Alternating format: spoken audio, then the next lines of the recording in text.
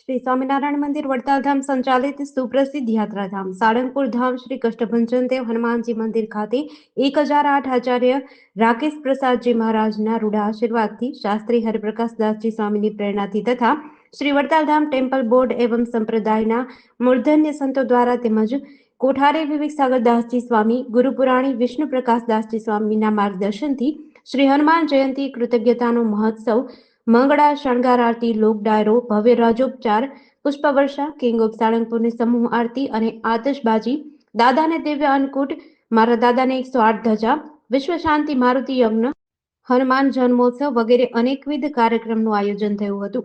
તારીખ 1 થી 2 એપ્રિલ 2026ના રોજ કરવામાં આવેલ આ આયોજનમાં વિશ્વવિખ્યાત યાત્રાધામ સાળંગપુર ખાતે કષ્ટભંજન દેવના સાનિધ્યમાં ગુરુવારના રોજ હનુમાન જયંતીના અવસરે ભવ્ય અને દિવ્ય ઉજવણી કરવામાં આવી હતી. ત્યારે દાદાના દર્શન અને આશીર્વાદ પ્રાપ્ત કરવા હજારો ભક્તો ઉમટી પડ્યા હતા. શ્રી હનુમાન જયંતી 2 એપ્રિલ 2026 ગુરુવારના રોજ મંગળા આરતી ડોક્ટર સંત સ્વામી દ્વારા અને શણગાર આરતી પરમ પૂજ્ય 108 લાલજી સૌરભ પ્રસાદજી મહારાજ દ્વારા કરવામાં આવી હતી. શ્રી કષ્ટભંજન દેવ સુવર્ણ વાઘા ધારણ કરી ભક્તોને દર્શન આપી રહ્યા છે. સવારે 7:30 કલાકે 1 લાખ બલૂન ડ્રોપથી ભક્તોનું સ્વાગત કરાયું હતું. 151 કિલો કેકનું કટિંગ કરી હજારો ભક્તો હનુમાન ભક્તિમાં ડીજેના તાલે ઝૂમી ઉઠ્યા હતા.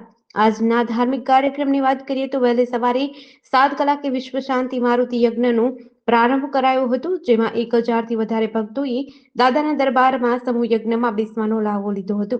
યજ્ઞની ધુમ્રસેરમાં રહેલી પવિત્રતા અને વૈદિક મંત્રોચ્ચારથી સમગ્ર વાતાવરણ દિવ્ય બની ગયું હતું.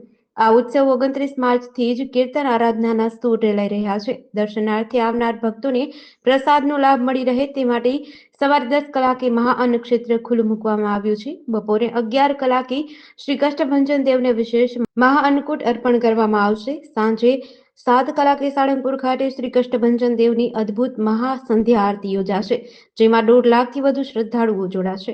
જીડીસી ન્યૂઝ સાથે ચિંતન વાગડિયા, બરવાડા.